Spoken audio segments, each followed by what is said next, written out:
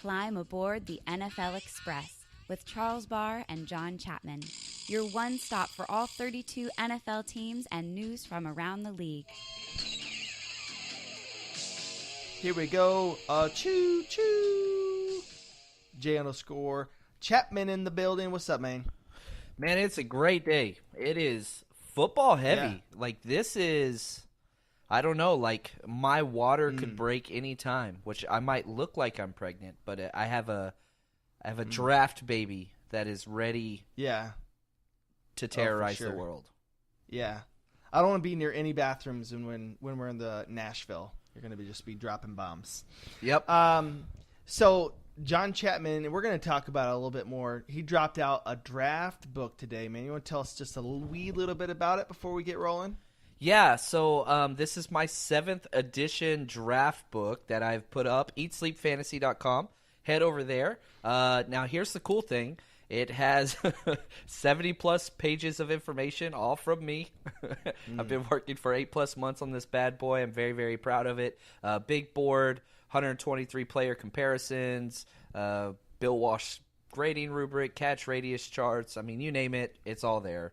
All the stats and stuff that you could ever want to know about everybody, how many brothers, sisters they have. It's ridiculous. But that is there. Head over to Eat Sleep Fantasy, click on draft book, and it's only $10. But if you use the promo code RUSH, all capital letters RUSH, it's half off. So $5 off. Again, eatsleepfantasy.com. Click on the banner that says John Chapman Draft Book. Fill out the stuff, sign up, and one-time fee, $5.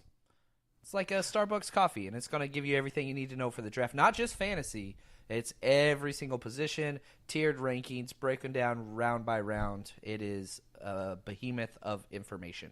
Right. And just do it because, like, you're a nerd already. If you're listening to us, you're a nerd. You're a nerd like us, man. You should probably see somebody. You should see somebody and maybe, not listen to us so often. But anyways, do you think in Nashville that the Eat Sleep guys are going to be able to, like, party with us and keep up? So I went to Vegas with them. Yeah. And so we had 7 in Vegas, if my memory's right. Okay. And a couple did all right. So it was like 2 could kind of hang and the rest not so much. And even the 2 that like could hang, it was kind of like you're walking the old dog, like, come on, yeah. You can do it. So we'll see. But they're military. One of them's a military guy, so I have hope for him. All right, man. I'm excited for this. This is going to be a great time. Come grab a drink with us. Hit us up on Twitter if you want to meet up and say what's up. So anyways. First beer on me. So, all right. You're going to be in Nashville. I already got a couple people that are going to be meeting us up. We're going to be eating barbecue and drinking beer when we are not at the draft. That's what we're doing, those 3 things. Draft, beer, barbecue.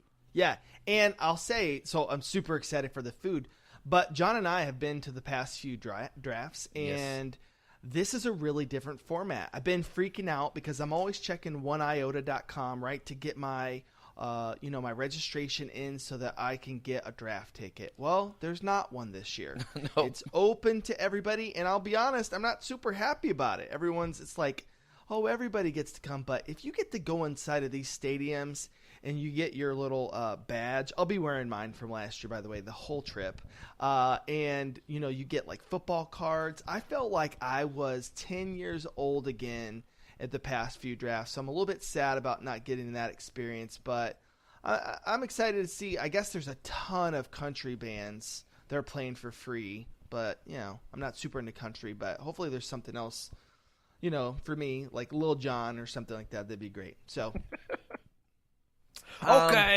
Okay. So really quick, we just been starting off with some funny college stories, and I'm just gonna head right into what I think to be something funny. I really don't care to be political at all, but it is pretty funny. I'm going to talk about the qualifiers that you throw out for a story. And I know you, Charles. I've known you for a long time, longer than I probably wish I did. Right. I don't know what story you're telling. Right. Yeah. And these freaking qualifiers, they don't really help. No, they don't. But I set them up for me. I don't know why. It's almost like I put myself in a cage. So I'm just going to talk about 2 times where I thought it was hilarious racism towards me. By the way, I am some kind of conglomeration of a race, right? I'm definitely white. More white than... Have you seen Nacho Libre? Right. You're yeah, the sidekick. Exactly. So, especially when I'm in Texas, man. Except not as easy on the eyes. No, exactly. So, Mexican, Spaniard, white kind of combination, and it gets complicated. Let's not worry about that. But to people at my college, to these white kids, in their eyes, I was 100% Mexican, and it was the funniest thing ever. I mean, I honestly didn't even get mad when people told me to go mow a lawn. I thought it was funny. I laughed. And to be honest, the college that we chose to go to, the mascot was the Redskins before we got there. So, True enough. A little context definitely helps. Absolutely. Shout out to Dan Snyder, human history. Yeah, exactly. So, two things happen. One is during like the first like English literature class. I am in this class with this lady, and she's trying to give a motivational speech. I've never met her before. Trying to give. Right. Not giving, trying to give. She does not know me. And so she's like, I am so glad to see you guys here. Here in college, you're ready to move on in life. You're going to elevate yourself. This is amazing. And, you know, you could be, you know, down the street working for your dad. She points at one kid. And then she looks at me and she says, or you could be down the street working construction with a 32-ounce Big Gulp in your hand. And, like, the whole class gasped. The whole class went, and I was like, that's funny. And I was just laughing. Okay. And I'm not saying racism's funny. I'm saying it was funny because I took At the it, moment. like, at the moment, and I didn't take it that way.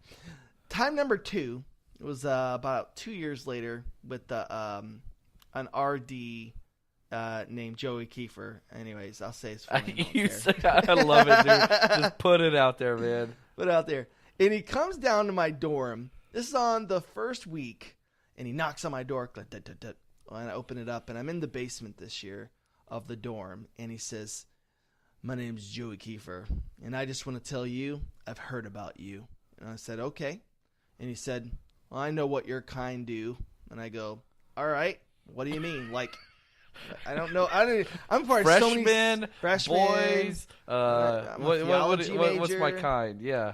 And then he's like, I just know that if I really started searching this room, there's no doubt I'd find weed in here. I'm like, man, you have every right to come in and please do that. He's like, don't worry. I know where your dorm window is. I'll be smelling by your window like every day, so I just can't wait. And I was like, and he literally just stormed off from there. I'm like, who is this guy? So, so like, here's my question. Yeah. Like, jump into the madness that is Joey's head. Could you Right. imagine? Like, he storms off, and he's sitting there thinking, ha, this kid's scared now. Goal achieved. Like, what the hell is this guy? Like, how is that going to be fulfilling to you? Right. In any way? He needs to know something right now. This is unplanned, John. He needs to know that there was a prank that went awry that was aimed at him that did not happen, and he is so lucky. So this is what was going to happen. I'm going to tell you about a crime we were going to commit. Several crimes that was going to happen. We knew that he was speaking in chapel one day, or he was going to be in chapel one day, and we knew that his wife and kids were out of town, okay? And he always left his dorm open, or his house open that was connected to the door. And so we stayed back from chapel. We did two things. We knew where we had basically found out where he kept his keys for his truck. And we had went and bought several porn magazines, and we had bought glue. And so, like, glue sticks. And so our whole prank was going to be is that we were going to, while chapel was going on, go get Joey Kiefer's truck, open that bad boy up, and take out porn papers and glue them all in the truck all over and have blaring rock music as people were exiting chapel. That didn't happen, and it's my single greatest regret in my life. I remember the brainstorming that took place, and my contribution was to buy a giant dildo and super glue it to the hood. Yeah. And I was like, I'll do it. You guys let me know. I never had beef with Joey. I never crossed paths. I was in the other dorm. But Yeah. yeah, he was a total douchebag. Probably, he is a total douchebag. I haven't seen the guy in probably, I don't know how long it's been, 18 years. But you don't come out of that much douchebagness Well, right. and then totally and, get cool. And coming back to or moving to Chicago, I meet all these Olivet people, and I tell them about him, and he was the DM there, and everybody confirmed the same stuff. They're like, oh, my God, same. So anyways, that was the first 10 minutes of our podcast. All right. I like it. I mean, was we've cool. got chapel, dildos, porn, racism. Racism. Only thing we got left to talk about, football. Football. Here we go. All right. That's the title, by the way. It's right. going to be porn, chapel, racism, football. That's what we're going with. God, please. My God, that'd be so iTunes amazing. is going to remove us. Yeah. Oh, my gosh. All right. So here, you ready for some? Let's get into football. But before we let John get on a roll about all of the things he's collected from film. Got to stop the nerdiness. Gotta stop the nerdiness. I'm going to kind of jump into some trivia here. I'm going to drop some hot facts. But I also think that what we're going to talk about has some application to fantasy value and has, I think, some application to some of your draft strategy moving forward. So here we go. How many would you say new offensive coordinators are in the league this year? And I mean, not that their first time as a tight ends coach. I mean, it's their... How many coaches have new offensive coordinators is what I mean to say. I'm going to say 8 to 13. Usually it's in that range. I think we got 8 new head coaches, so it's probably going to be that much minimum. So I'm going to say 13. All right, ready for the answer? Yes. 16. Damn, half the NFL. Yes. All right. Are you ready? Yes. Name me, and this is just for fun, all right? Name me a top 10 offense in terms of average points scored, so this is a high-scoring team, that replaced its offensive coordinator.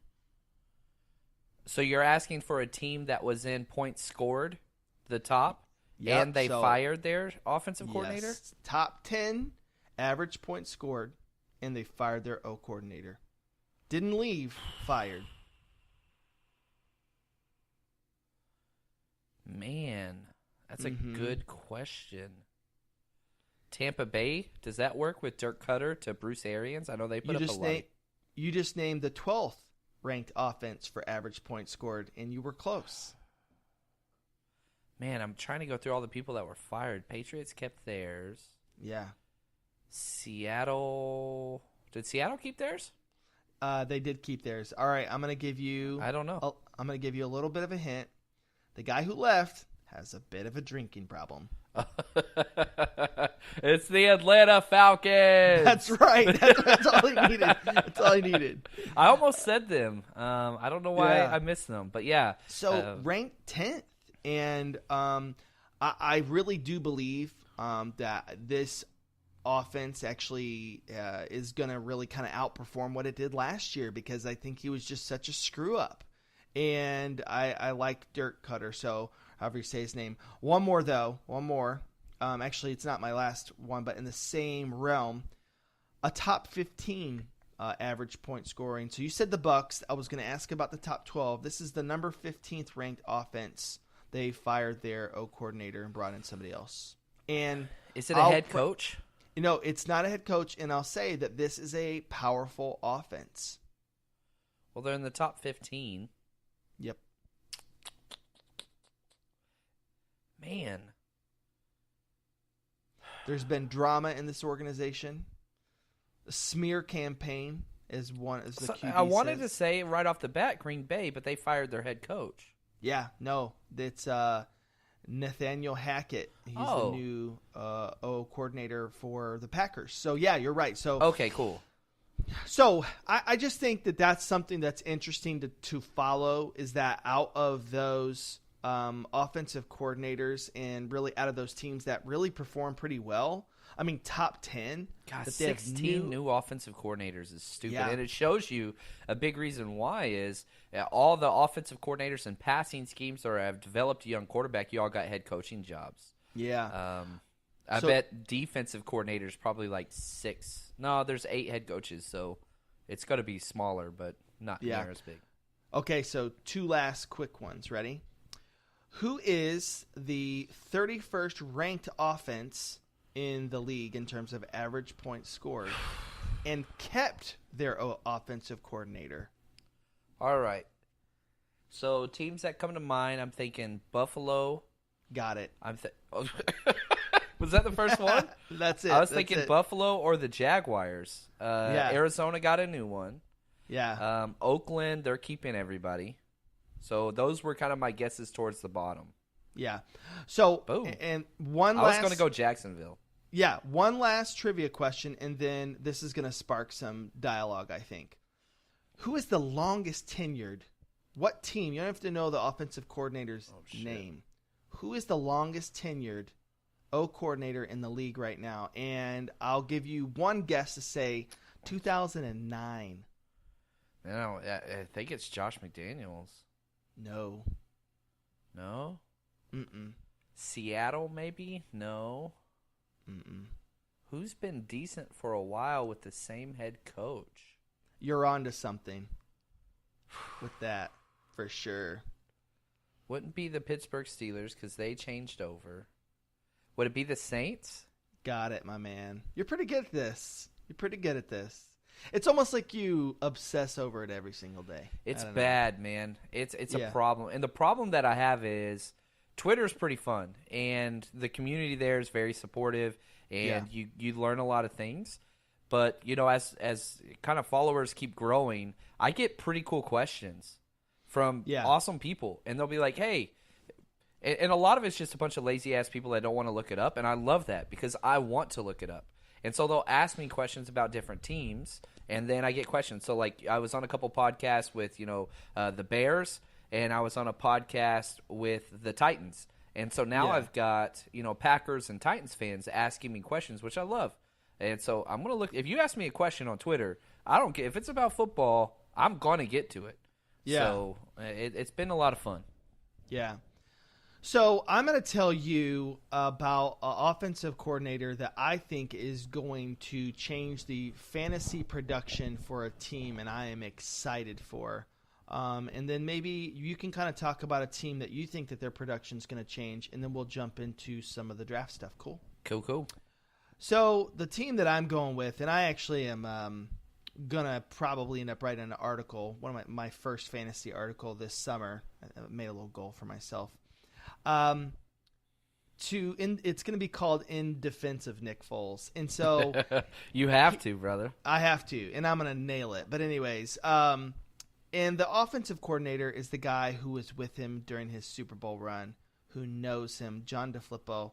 And I really feel, especially for some of these deep dive dynasty leagues, I am buying on some Jaguars players. I'm a D.D. Westbrook. I'm on him. I think that Leonard Fournette is just incredibly too low at this point. DJ Chark, I'm telling you that Nick Foles is going to put up some bulky numbers.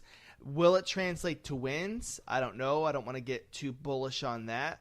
But in terms of just the whole analytics side, I really feel, obviously, better than Blake Bortles. I feel that Nick Foles New player, same team. Charles is in. Hey, man.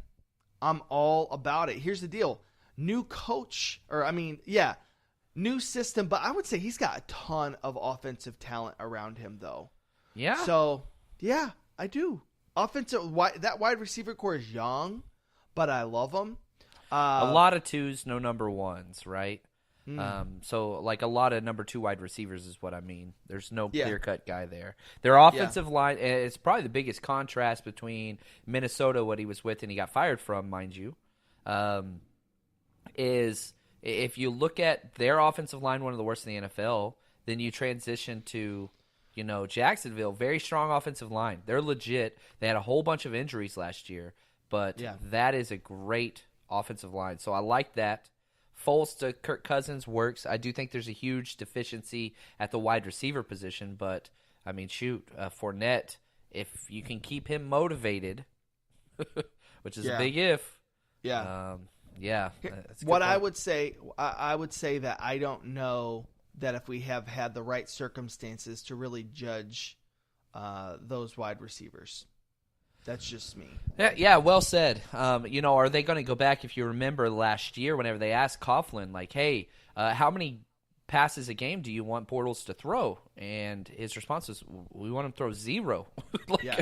We want to run the ball, and we don't want him to have the ball in his hands." Now you go and you pay all this money to former Super Bowl MVP quarterback in Nick Foles, who's got an arm and he is accurate. How much are you going to let him throw it? What's that going to look like? Man, you gotta let him go. You gotta let him go, and you don't bring the guy in for nothing. And you want to see if Big Dick Nick is still able to bring that same mindset. And here's what I say: he was a Super Bowl MVP, played the good guy card again, came in and rocked it out again, took out one of the best teams in the NFL, and the Bears went into their house and performed. So I mean, the guy's been transformed through the process. Experience changes people, and I think that we like to get one idea of what a guy is. Is he, become more athletic overnight? Nope, absolutely not. But does the guy have vision down the field? Does he have the cerebral part, especially in clutch moments? Will he make the gutsy throw and even catch in the big time moments? He will, and he has. So I'm all in on this Jags offense. When people are not, I'm buying. That's my hot take. So I like it. And so real quick before we jump off this team, their defense is stacked. Okay. Yep. I mean, you could always go with more depth, but they're loaded there. The big glaring weakness for this team, tight end. Yeah. Their tight ends are Jeff Swaim and O'Shaughnessy, and they're picking number 7 in this draft. And, if my draft book, my big board, what I got, TJ Hawkinson, tight end out of Iowa. He is my number 8 overall player. Yeah. Would be instantaneously perfect fit. He is like having an extra left tackle out there because he blocks so well in the run game. So that works well with Leonard Fournette. And in the passing game, holy freaking cow, dude catches everything. So I love that fit, and most of the mock drafts I've done, I have a very hard time not putting TJ Hawkinson in there all the time. So I know 7's early for a tight end, but this kid is special. I have him as my number 8 overall player, but I can't move him up high enough. Like I'm looking at it, and I'm just like, he should be higher. Okay, so more special than O.J. Howard? Yes, I think so, because he's more of a complete player. He's more consistent, he has better hands, and he is a much better blocker. I don't think he's as athletic as O.J. Howard is. But you talking about all-around player, this kid has it. I mean, he's John Mackey Award winner, the best tight end in the class, in the nation.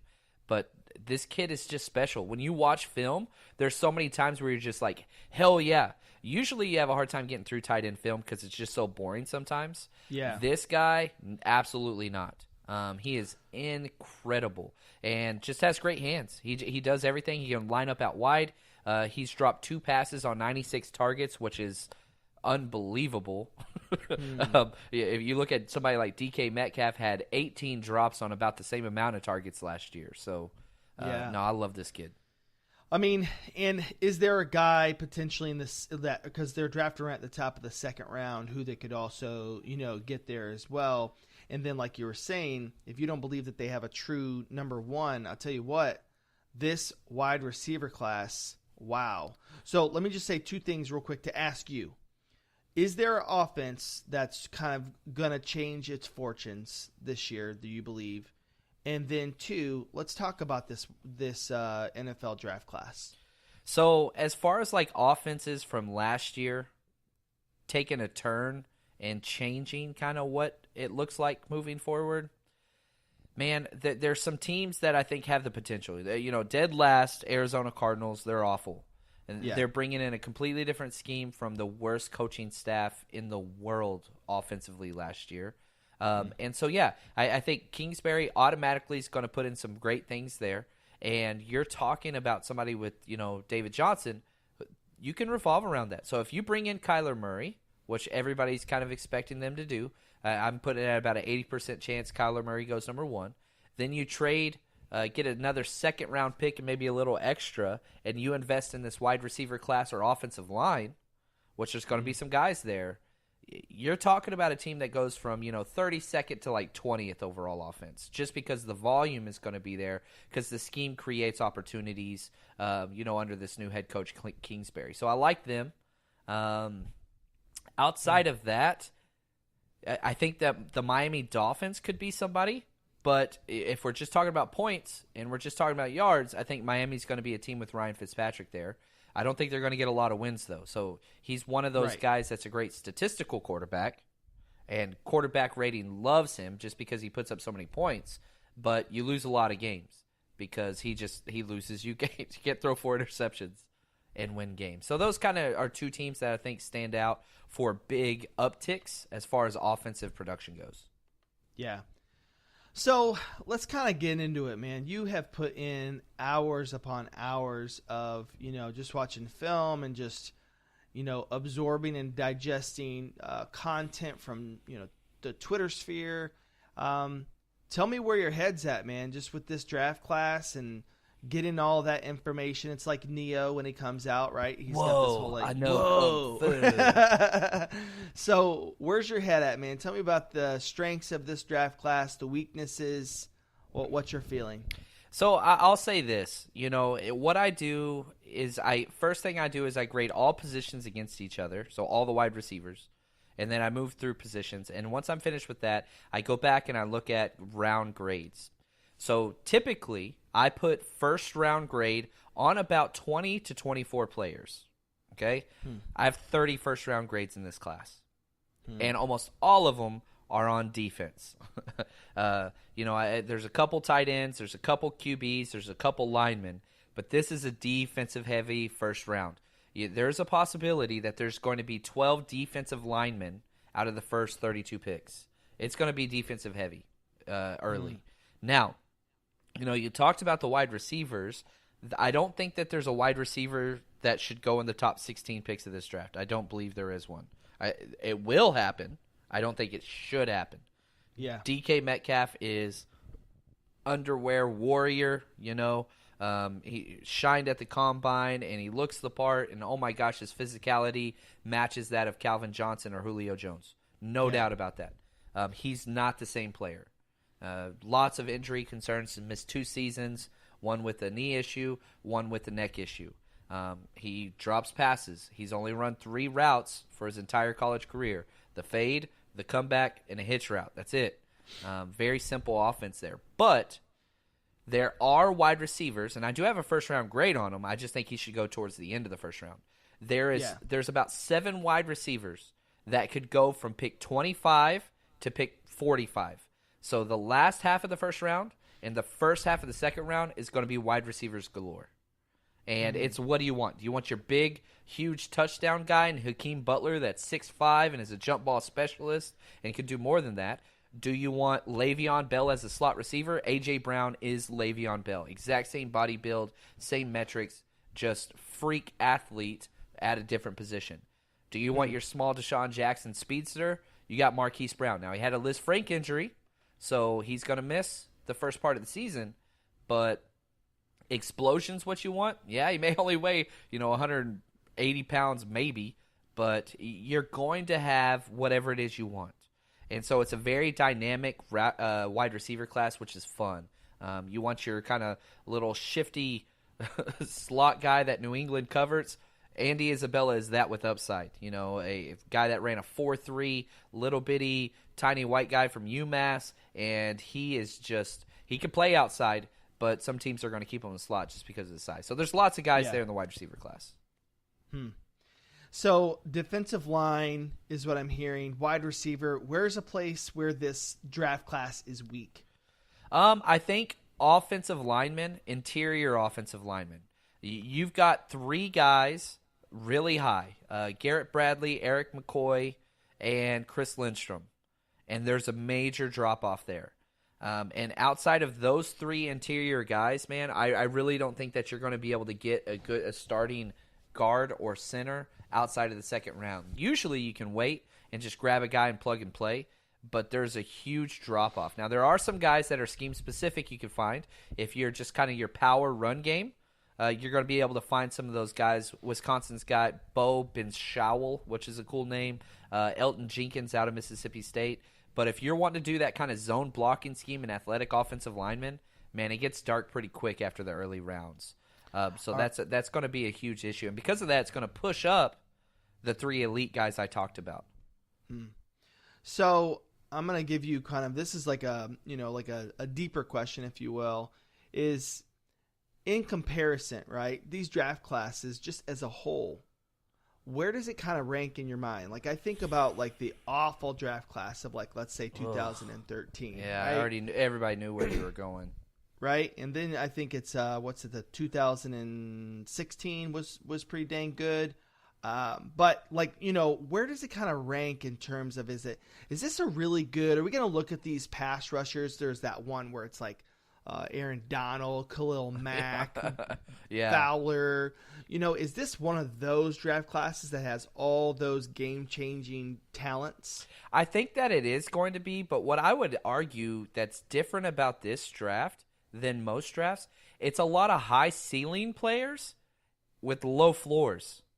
So this is going to be one of those draft classes where we look back and people are going to say, "Oh my God, you took so and so in the first round. These 3 guys went after you, and they're in the Hall of Fame." So there are guys that are very scheme specific and lots of red flags. I think that there is a very clear cutoff after the top 6 players. And real quick, I'll just go through my top 6. Nick Bosa, Josh Allen, Quinnen Williams, Ed Oliver, Devin Bush, and Kyler Murray. Those 6 guys for me, I do have Devin Bush over Devin White. A lot of people don't like that, but I love his film. After that, you're getting into players that are like, okay, this guy is great, but, okay, he's great, however. And so there's these little issues. How did, they don't have all these extras. And so there is a drop-off after the Elite 6 for me. Yeah. But you're still going to – these are swing for the fences. You could have a pick in the 20s, and you could get a guy like Jonah Williams, who is an absolute beast, offensive tackle, offensive guard, however you want to grade him. I think he could play tackle just fine out of Alabama. But he's a guy that should be going in the top 10, but teams have him rated so low because he's only 6'4", he's only got 33-inch arms. And so teams get hooked on these metrics. Well, he needs 34-inch arms. That's the cutoff for a tackle. This guy's done it in the SEC for 3.5 years. He's going to be okay. Yeah. I always find it funny, too, when, you see the keyboard warriors who come in and they just blow up your spot about, some kind of ranking or whatever. And it's like, you want to piss people off, man. You do a mock draft. You don't piss off one team. You piss them all off. Well, and 2, not just the mock draft guys, but the guys who are in it's more the guys who are in college who are like, that's my best friend. Yep. You don't even know him. And it's like, this stuff with Brian Burns. Let me just say something about him for a second. There's a guy named Mingo. And there's a guy named Dion Jordan who I'm going to tell you right now for sure, just in terms of the specimen and what they look like and what they did in college, Dion Jordan, to me, was a stronger prospect than Brian Burns, just in terms of the college film. Yeah, I mean, he went 3rd overall. Yeah. But and here's the deal. Like, you can't be so confident about film work that you don't put in. And you're like, well, he made these few good plays here and there, but, the film doesn't lie. And it's better than the combine. It's better than the spandex pictures that they're taking where you're like, man, the dude's ripped. He's going to destroy people. No. The guys who can do it on the field consistently are the people who do it. So, and the funny thing, like Brian Burns, I've gotten the most flack for Brian Burns. And I have him as my number 13 overall player. Yeah. His upside is unimaginable. The problem is his film is not consistent. But I still have him as a 13th overall player. So, I love the kid. I love his film. But people are mad because, I have Josh Allen or Nick Bosa or Cleveland Farrell ranked ahead of him. And so they lose their mind. And it's just like, chill out. I'm pointing out a weakness in his game that needs to be corrected. And here's the thing. You want to go watch highlights? Enjoy yourself. You're going to see good players on everybody. You could watch John Chapman's highlights from high school, and I was pretty decent. But whenever you watch me go up against a 300-pound all-state guy, he's going to suplex me every freaking play. And so you find those things, and it helps put things into perspective. So just quickly talk to me about a guy who, I don't know if you're going to reference Jack Polite, but just somebody in that conversation who could take a tumble, and rightfully so, or maybe taken too high, but just somebody who he's going to fall maybe more into that Mingo, Deion Jordan kind of conversation. Because you're not saying Brian Burns is that. You're saying Brian Burns is the 13th best player in the draft. Right. Who's a guy who's being overranked right now based on the film you've seen? Number one is Rashawn Gary. And a lot of teams, I'm taking part in a 32-team mock draft right now where a different team-specific podcaster or writer takes every team. And I don't want to say the name, whatever. I don't want to put this guy too much on blast. He just took Rashawn Gary number 8 overall. Wow. I have Rashawn Gary ranked 38th overall. This is a guy that has all the talent in the world and potential, but as the old saying goes, potential just means you haven't done it yet. And this is a guy that Combine Pro Day, unreal. He can't get it done. There's no production. In any of his time, 3 years at Michigan, he's outshadowed by 2 other defensive linemen. And so this is a guy that just scares me. Vernon Golston, you go back to that, one of the biggest draft busts all time to the Jets. He just reminds me of him. Now, I'm not saying he can't do it. And so whenever I say this, I like Rashawn Gary as a person. I watched the All or Nothing series with Michigan where they follow him around, kind of like Hard Knocks but for college. He's a cool kid. And I followed him out of high school. He was the number 1 overall player going out of high school. The problem is, and I'm not rooting against him, but I sure as hell am not wanting him to go in the first round if my team, because he hasn't done it. So you're hoping he's going to turn that around. Another guy is Taylor Rapp out of Washington, who was one of my favorite players. Do-it-all safety, completely fundamental. Washington, the Huskies, Chris Peterson, they coach their secondary as well as anybody in the entire college game, and it's not even close. You look at all the college prospects and secondary players that have come out of Washington the past 4 years. It's just like, holy freaking cow. Problem is, his pro day, he ran a 4.77 and a 4.8. And so he was one of those guys that people were talking about. Could he play single high safety? He can't now. So there's going to be about 7 teams that are going to cross him off the list. I have him as my 46th overall player, but I wouldn't be surprised if he falls just because teams are going to say we can't have a 4.7 safety. I know he's textbook, his technique's unreal, but it's just not going to work. So those are 2 guys. Another one's Greg Little. This will be the last one I talk about as far as falling. He was a huge player coming out of high school. Allen, Texas. He was the left tackle for Kyler Murray when they won all the state championships going back in Texas. And so Greg Little gets offered to go to Ole Miss. He's great there.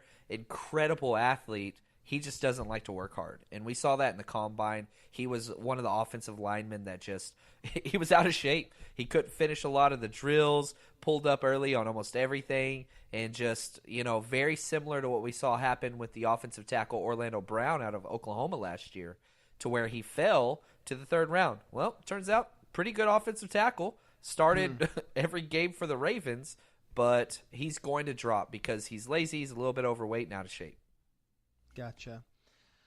Let me transition, I think, into this last section of our podcast. I want to talk about Dynasty a little bit. I want to talk about all of the film that you've watched about where is there a player, an offensive player that you're thinking of that if they land at this spot, they could just skyrocket to the top of potentially just maybe not necessarily Rookie of the Year, but definitely production central. I'm going to give you mine. All right. Okay. Let's do it. I have 2, so I'm going to be unfair to you. The first is the Kansas City Chiefs at 29.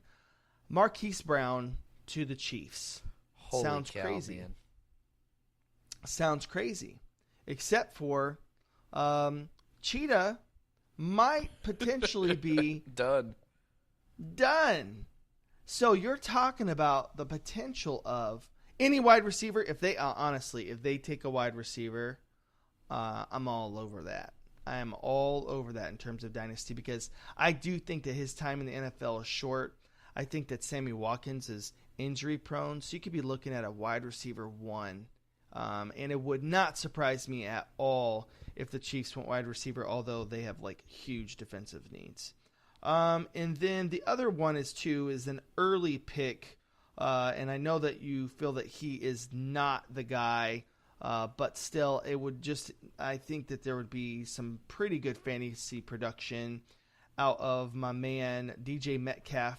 And this is going to hurt your feelings a little bit because I have him going. I'm not saying he's going to go this high. I could see it happening. Number 8 to the Detroit Lions. Oh, it could totally happen. Yeah, that could happen.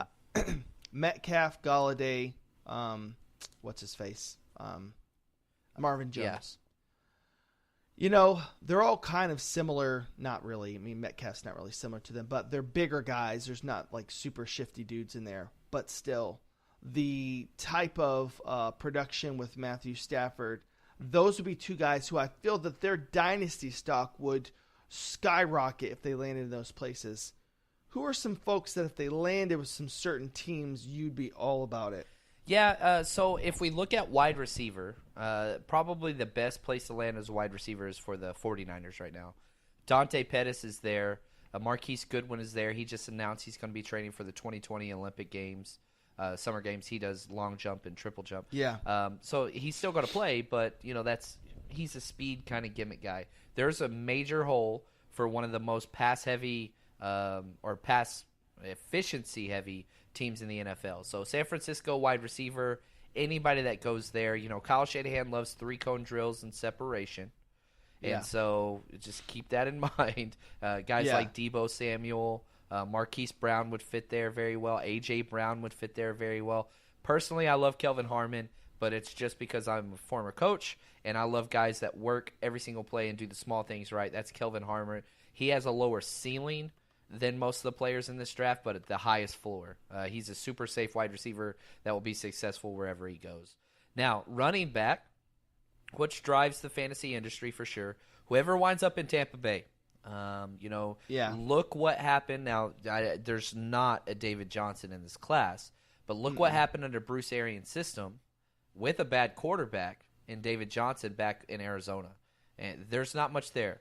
They drafted Ronald Jones last year. That was an absolute bust. So we're going to have to see what happens there. But if any running back lands in Tampa Bay in the first 3 rounds, watch out. Whichever running back lands in Buffalo long-term is going to be huge. Yeah, they've got 2 of the oldest running backs, LaShawn McCoy and Frank Gore. That's great for this year. But what's going to happen there long-term? They don't have that answer there yet. You know what I mean? And so that's going to be a question. Back to wide receiver, Washington. Who's going to be their quarterback? We don't know, but there's a huge void there. And so they're going to have to get talent everywhere. Washington is just bad teams stay bad for a reason, and you could talk about the Alex Smith injury being a fluke. It is a fluke, the injury was, but that's just a poorly run team by a bad GM. Probably the worst in the NFL. Seems like, too, a team that just hasn't been able to stay healthy for years. So whenever you're having injury after injury, you either got to say, oh, this is luck, or maybe there's some things that we're not really doing in terms of preparation to keep our bodies healthy. And one more just real quick. If Denver drafts a tight end, Joe Flacco, say whatever you want about him, he's probably the most tight end heavy passer in the history of the NFL, him and Phillip Rivers. So he just loves tight ends.